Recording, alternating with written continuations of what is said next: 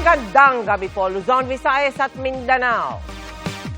Nahanap na ang 3 sa 4 na binatilyong tumalon sa rumaragasang Marilao River sa San Jose del Monte, Bulacan sa kasagsagan ng masamang panahon nitong Lunes. Kahapon, unang nahanap ang isa sa mga biktima sa bahagi po ng Santa Maria.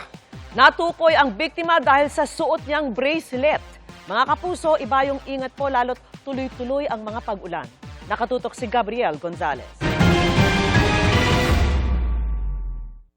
Sa mababaw na bahagi ng ilog na sakop ng Barangay Parada, Santa Maria, Bulacan, natagpuan na ang labi ng isa sa mga kabataang pinaghahanap matapos maligo sa rumaragasang ilog sa San Jose del Monte, Bulacan nitong Lunes. Bandang alas 5:30 kahapon nakita ang katawan. Siya ang 17 anyos na si John Norbert Nipay na taga-Barangay Santo Cristo na nalunod sa Kabungan River nitong Lunes ayon sa San Jose del Monte CDRRMO. As per witness, tumalon din po ito sa ilog. Allegedly, gustong maligo or tatawid daw po sa ilog. Kaya malakas na po yung current, kaya tinangay na din po itong si John Norbert. Pinagtulungan ng mga tauhan ng San Jose del Monte CDRRMO na maiakyat ang bangkay. Habang naglalakad po kami, may sumisigaw na po na nandun na daw po sa gilid ng ilog yung bangkay. Kaya ang ginawa po namin, nilangoy pa po namin sa kabilang side. Yung bangkay po, pagdating po doon, nakita na po namin yung bangkay. Natukoy ang biktima dahil sa suot niyang bracelet.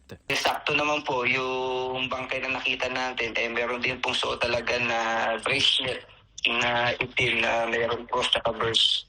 So yun po, na-confirm naman po nung magulang na anak po nila yung bangkay. Talagang emotional din naman po talaga.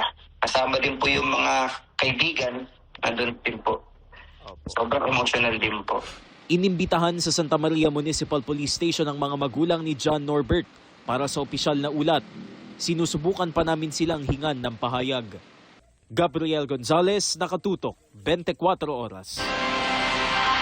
Sa bayan ng Marilao naman nahanap ang 2 pang binatilyo, 15 kilometro layo niyan sa ilog kung saan sila naligo. Isa na lang ang patuloy na hinahanap. Nakatutok live si Oscar Hoyda. Oscar. Yes, Mel, matapos nga matagpuan kagabi sa Santa Maria, Bulacan ang isa sa 4 na binatilyong tinangay ng malakas na tubig sa San Jose del Monte, Bulacan. Kaninang umaga, natunto naman dito sa may Marilao, Bulacan, ang 2 pa sa pinaghahanap.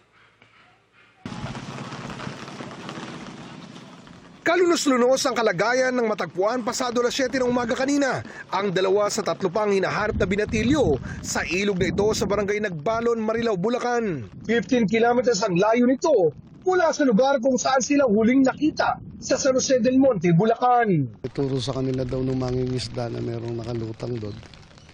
Kaya nakuha nila. Wala bloated na siya. Kinilala ang 2 na sina Ron Jean Justin Alceso na taga-barangay Gaya-Gaya, San Jose del Monte, Bulacan. At si Ryzen Cal de los Reyes na mula naman sa Bagong Silang, Caloocan City. Kapwa 13 anyos ang 2 biktima. Kinilala sila ng kanilang mga kaanak. Ayoko makita yung kalagayan niya. Lalo yung nakita ko yung palatandaan na gusto kong expect. Kasi kanina hindi ko pa siya kiniklaim na akin. Ayoko pa kasi nag-hope pa ako. Naligtas pa siya. Lalo na may isa pang bata na hindi nakikita. Kwento pa ng ina, kagagaling lang daw nilang pamilya mula sa isang masayang bakasyon sa Tacloban. Di raw niya inakalang pag-uwi nila, ito agad ang sasapitin ng kanyang anak. Bigla nga siyang sinundo ng classmate niya na hindi namin akalain na doon sila pupunta sa ilog. Oo na, yun nga na bakit nga wala nagsabi na tumaas ang level ng tubig, na wala man lang nagsaway. Dapat may nagbantay po doon. Pero ayon sa pamunuan ng barangay Gaya-Gaya na nakakasakop ng ilog kung saan nag-swimming ang mga binatilyo.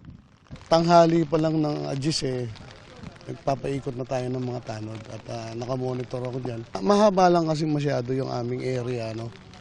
Nasa mga 2 to 3 kilometer yung ilog namin. Nasakop